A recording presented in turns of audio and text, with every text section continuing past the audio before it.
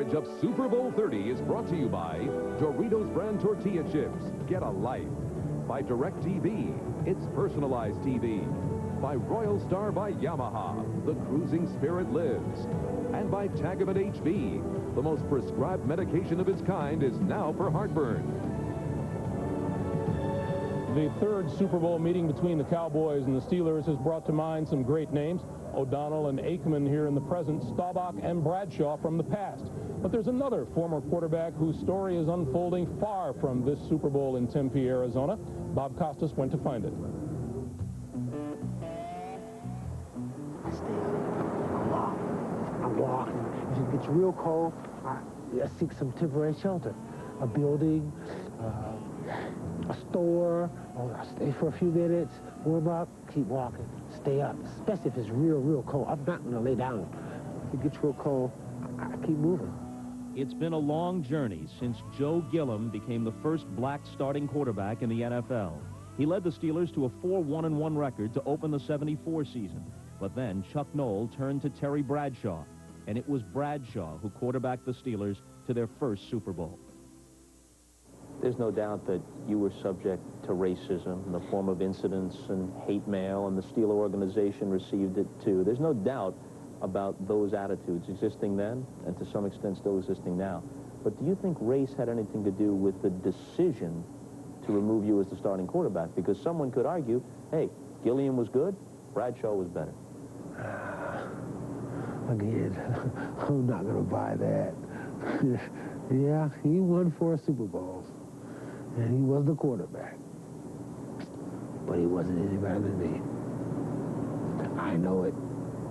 He knows it. I thought that he was the quarterback of the now and in the future of Pittsburgh. I actually looked at him and saw a guy that I thought was better than me. I've never thought that. And I actually thought that of Joe. And I hear people say, boy, you ought to be sitting up there with Bradshaw on TV. I'm where I'm supposed to be. After one more Super Bowl season in Bradshaw's shadow, Gilliam's career unraveled. He turned to drugs and soon was out of the NFL. Then came a series of arrests and finally a conviction for armed robbery. The truth is, Gilliam grew up in a stable home, the son of a coach. Now 45, he didn't come from the streets. He wound up on the streets. Several people have said, including your ex-wife, including a newspaper columnist, longtime friend of yours, guy you've known for years, don't give Joe Gilliam money anymore. Not because you don't care about him, but because at least some of that money is going to go to drugs. And the only way that his life is going to turn around is if people cut him off and force him to make that choice. That's not true. Point blank. That's not true. What part's not true? The part that some parts of it are really drugs. You know, because a guy has a drug-related history and doesn't have anywhere to stay, doesn't mean he uses drugs.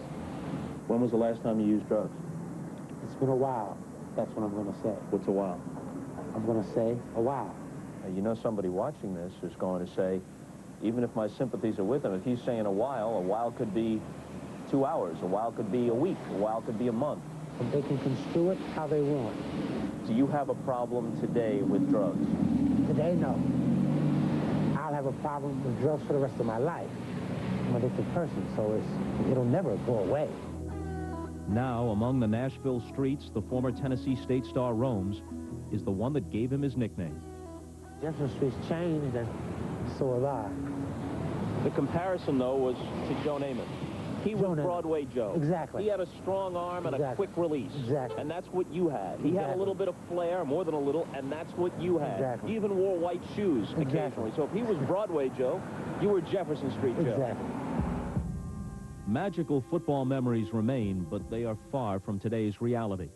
Gilliam acknowledges he's contemplated suicide, but he says a memory stops him.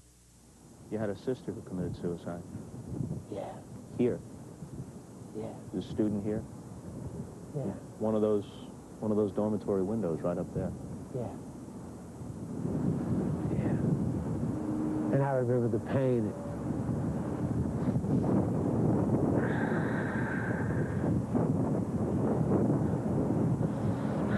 So I'm not going to take my family to that again. Gilliam's parents now have the 2 Super Bowl rings he once hocked to buy drugs. Rings he won under the guidance of Chuck Noll, the coach Gilliam speaks of with respect.